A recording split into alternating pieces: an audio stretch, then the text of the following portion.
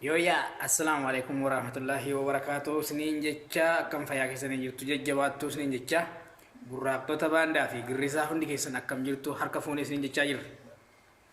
Namoonni muummichi ministeera Itoophiyaa Abiy Ahmed du'ee jettanii harka dha'aa turtan gammachuun guutamtanii miira keessa galtanii akka feetan sooshaal miidiyaa gubbaatti dhiichisaa turtan. Egaa akkasin yaaddan hin taane dubbiin akkam ture amma wanni baay'ee namaa dhibu namni tokko jechuudha. Namni tokko yoo akkam badii qabaate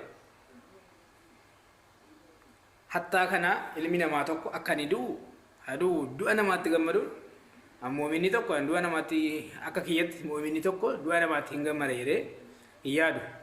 Maaliif eenyunuu guyyaan isaa geenyaan inuma deema inuma du'a jechuudha. Eenyunu guyyaan isaa geenyaan eenyunu addunyaarraa hinuma boqota. Ammootu namni ekeleen du'e ekelee ajjeefne jedhaniidhaaf wanti ta'u hin jiru jechuudha. Kanaafu duraan dursee ilma namaatiif du'a hin hawwina. Du'a waliif hin hawwina. Har'a du'a muummicha ministeera Itoophiyaa kan hawwitan sababoonni adda addaa jiraachuu ni malu. Hajiraatan malee sababoonni kun hajiraatan sababa malee namni tokko hin jibbu yookaan du'a isaa gammaduun silaa'uu hin ta'u ergammoo gammadaniiru sababa qabaachuu ni maltu. Garuu qubni harkaa kunillee wal caaltee itti fakkaata. Akkuma qubni harkaa kun wal caaltu otoo wal caalchistanii ilaaltanii gaariidha jedheetanii itti yaada. Maaliif yoo jettanii gabaabumatti namni kun yoo akkam xiqqaate biyyaaf dalageera. Hin dalagne immoo yoo jettanis sababni adda addaa yookaan gaafiin adda addaa irratti ka'uun ni danda'a. Kun jiraachuun ni mala. Namni abadan dhibbaan dhibbatti yookaan biyyaaf hojjeteera jedhee lafa kaa'uun ni jabaata. Uummata yeroo hammaa bitamtoota kanaaf jechuudha. Maaliif yoo ati akkam biyyaaf kaayirii hojjettee akka biyyaaf carraaqxee taa'abdee jette kan kee galanni jechuudha. Arrabaa kana jechuudha sooshaal miidiyaa hunduma namaa kana wal qixxeessitee kunoo anumaanuu walitti qaba jechuudha. Anuma kanaanu walitti qaba hunduma namaa wal qixxeessee nu balleessaa jira jechuudha. Kanaafu muummichi ministeera Itoophiyaa Dr. Abiy Ahmed lubbuudhaan jiru dhibbaan dhibbatti. Namoonni miira keessa galtanii hamleen isin cabee Abiy hin du'e qophoon keenyoo maal jettanii cinqamaa turtan dhibbaan dhibbatti Abiy Ahmed jira.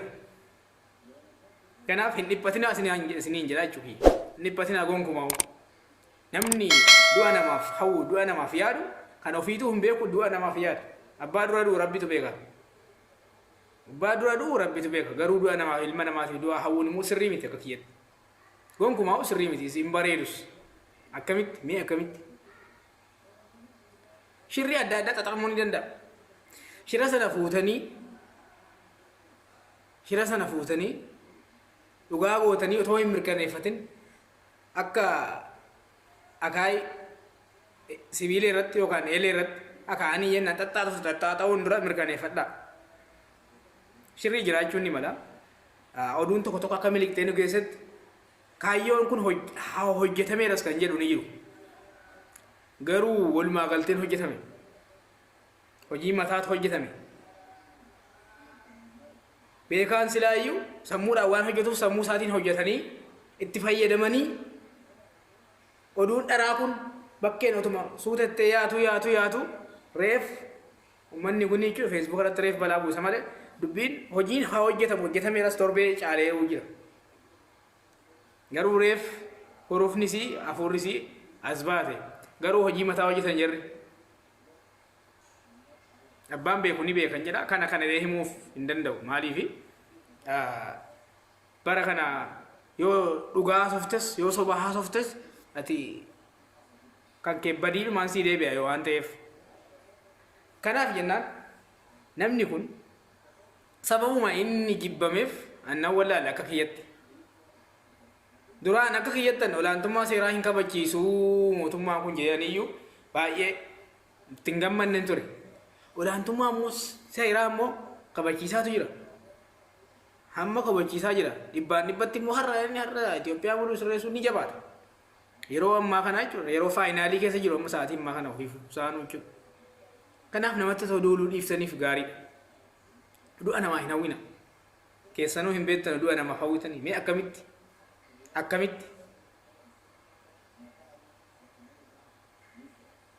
ekeleen akkana ta'e ekeleen aasaa namaatii hin deemina warri Facebook anumaanuu walitti qaba jechuudha.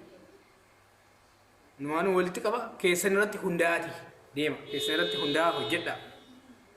Nama arrabsuuf hin jarjarina jibbaa hin baay'isina gandummaan ummata hin tuulina ummata hin burjaajessina rabbiin sodaadha ofirratti.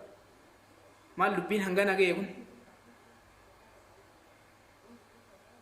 baay'ee nama seenaatu rabbi baay'ee ekeleen way yaada kan Facebook irra inni kaa YouTube irratti way doolaara 50 yookaan ginee hanga tokko argachuudhaan YouTube irratti beeku balaaf ta'uu hin qabu kaa kasii miti biyya burjaajessanii qarshii YouTube itti argatan yoo ta'e dhumaaf maaf kun sirrii miti dhugaa rabbi ilma namaaf du'aa hin hawwina gorfachuu sirreessuu kanatu karaa nutti fakkaata malee du'aa hawwinaa hin ta'u.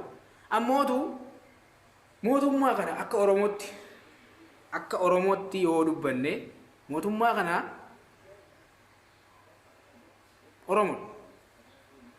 Oromoof hin hojjennee waan tokko Oromoof hojjeteera waan tokko garuu Oromoo ta'uu isaa qofa hin dagatina. Ajaa hadalagu khayrii hadalagu inni akkuma namni itti sammuu isaa amasiifate waan ta'eef Oromoo ta'uu isaa hin dagatina. Barri naannaatuma naannaa seenaan naannaa dhufaa jirti waan ta'eef.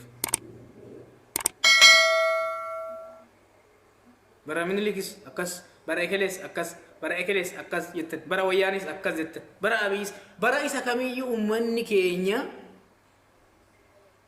bara ofii Oromummaan otoo qabu kunis nuun taane jedhu bara Oromoon biyya hogganu bara Oromoon biyya bulchu kunis nuun taane jedhu eenyuu fi dhufan harkaa badee bara kaafaa osa bara 1990 bara 1990 sana moofee eenyuu fi fuchitta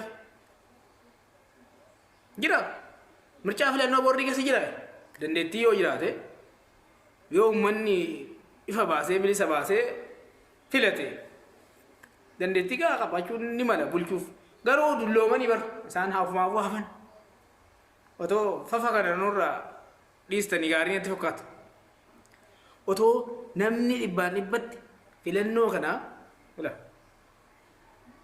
dhaabni wayii qabatanii deeman wayii olaantummaa seeraa ni kabachiisa biyyaaf ni hojjeta mirga namummaa ni eega ni tiksisiisa kan jedhu wayii wanti paartii wayii cimaa wayii ummanni qabatee deemu wayii jiraate haa ta'u isa fiduufiyyuu ummanni kun kurrifataadha yookaan ummanni kun mootummaa Oromoo faatti duulaara jedha innoo hin jiru eenyuu fiduuf harkaa badee bara Oromoo isin fiduuf akka nama raattan ganamaa galgala moo qarshii yuutuubiitis hin maraachennaan akkatti ummatas maraachitanii nus maraachitanii dhiisartu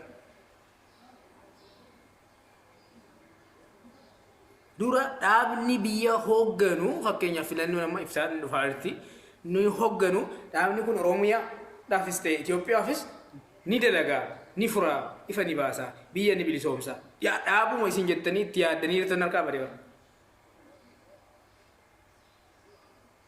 badee hin jiru oo jaruma fidanii ammas jaruma waggaa 48 waggaa 46 aangoon bara 4 isaan harka turte jaruma fidanii yoo kaa'u waan darbe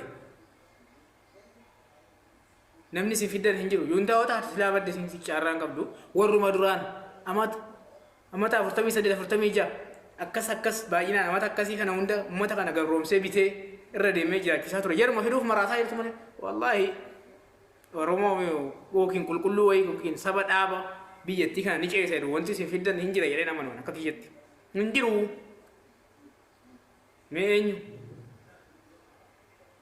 baay'ee nama ajaa'ibu too itti asabdanii itti yaaddanii haasoftanii baay'ee nama itti tola kun sirrii miti itti yaada bal'inaan irratti hojjedha jibbaa balleessaa keessa gandummaa kana amma rakkinni keenya inni guddaa nutu qabsaa'e kanatu biyya bulchaa na tokkas ta'e kun hin ta'u akkaatti immoo yoomuyyuu ifan baanu. Baay'ee nama seenaatu baay'ee nama seenaatu siin jira.